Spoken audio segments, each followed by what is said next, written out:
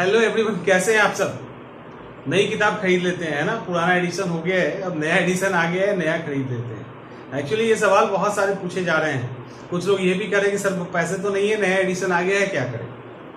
मतलब नया एडिशन आ गया तो किताब खरीदना है, ऐसा जरूरी है क्या? ऐसा जरूरी है क्या? देखिए, ये कंफ्यूजन को भी क्लियर कर लीजिए। कौन सा नया एडिशन का किताब खरीदना है, कौन सा नहीं खरीदना है, ये भी क्लियर होना चाहिए। जैसे अभी पुराना एडिशन तो आपको दिखा दो। जैसे ये जो है 5th एडिशन है एम लक्ष्मीकांत की, उसी तरह से अब 6ठा भी आ गया है, कवर चेंज हो गया है, इसके पहले 4था भी होगा।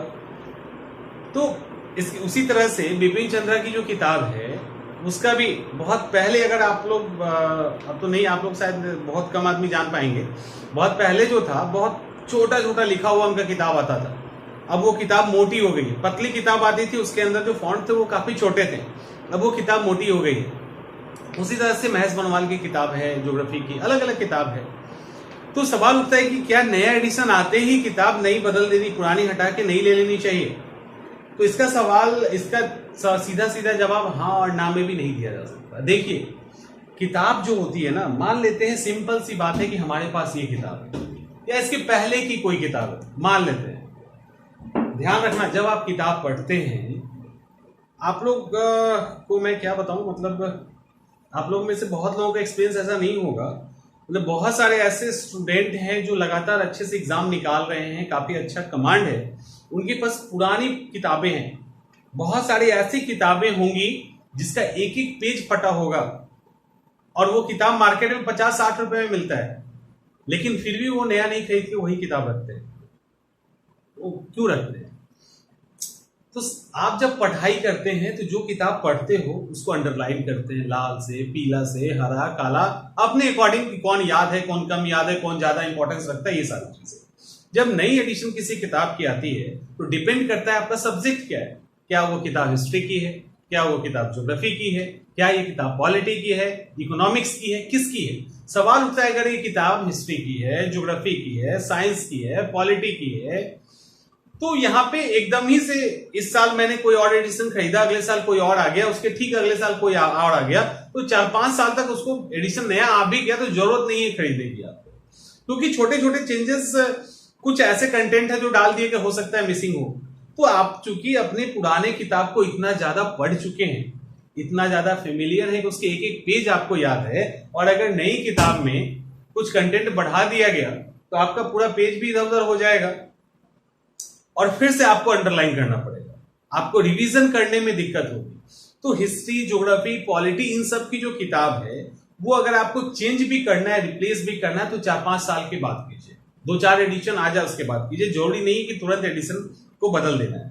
इवन इकोनॉमिक्स की भी, कुछ आपके इकोनॉमिक्स की किताब मान लीजिए आपके पास 3 साल पुरानी है, कोई नई इकोनॉमिक्स की किताब आ गई तो उसके अंदर डाटा चेंज होगा। हो सकता है जीएसटी वाला कॉन्सेप्ट आ गया, तो जीएसटी तो आपने वैसे भी पढ़ लिया है, जीएसटी आपने वैसे भी पढ़ लिया है। अभी पॉलिटी के अंदर अगला जो किताब आएगा उसके अंदर सीए, एनआरसी आ जाएगा, आप उसको वैसे भी पढ़ लिए, जोड़ी थोड़ी को उसके लिए किताब नहीं खरीद ले, क्योंकि आपने उस किताब पे बहुत ही मेहनत किया है। उसी तरह से नया कौन खरीदना है? नया खरीदना है क्वेश्चन बैंक, जो प्रीवियस ईयर के क्वेश्चन के कलेक्शन आते हैं जिसमें उसका नया एडिशन आता है तो खरीद लीजिए, क्योंकि एक साल में 5-6-7 एग्जाम हो जाते हैं, हर तरह के एग्जाम का पेपर आप कलेक्ट नहीं कर सकते हैं, तो वो देख लीजिए ताकि नया ट्रेंड समझ में आता रहे। तो वहां पे भी चेंज कर सकते हैं, तो वहां पे भी 1 साल वेट करके चेंज कर सकते हैं, ठीक। तो बेहतर यह है कि आपके पास जो पुरानी किताबें हैं उसी के साथ कंटिन्यू करें। अब सवाल उठता है कि नए किताब में कुछ नया आ गया फिर क्या?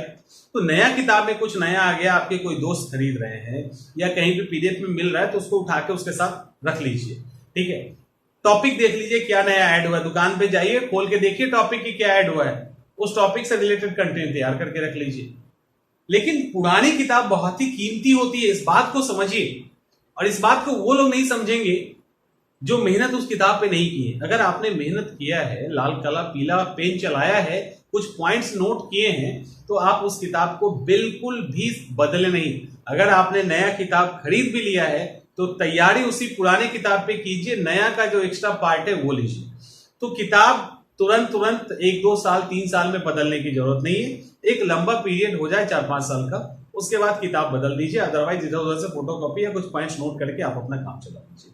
और पुराने किताब को एकदम अपना वफादार साथी समझ के चलिए, ठीक है। तो एडिशन नया आते ही पागल होने की जरूरत बिल्कुल ही नहीं, आप आराम से उसी किताब को कैरी कीजिए और उसी पे टिके रहिए। हाँ, क्वेश्चन बैंक टाइप की जो किताब है तो उसको आप चेंज कर सकते हैं, वो भी एक साल रुक के कर सकते हैं, कोई बड़ी बात नहीं। इस साल जो पेपर आया, अगले साल 5 पेपर नहीं आएगा, कोई बात नहीं, तो 5 नहीं आएगा, बाकी तो समझ में आ ही रहा है ट्रेंड क्या है। एक साल बाद खरीद लेंगे, एक ही बार 10 पेपर का कलेक्शन उसके अंदर हो जाएगा, समझ में आ गई होगी। तो ये कंफ्यूजन दूर कर लीजिए, ठीक है। फिर आपके सवाल की अकॉर्डिंग हम लोग देखेंगे आगे, फिर जो टॉपिक आएगा उस पर बात करेंगे।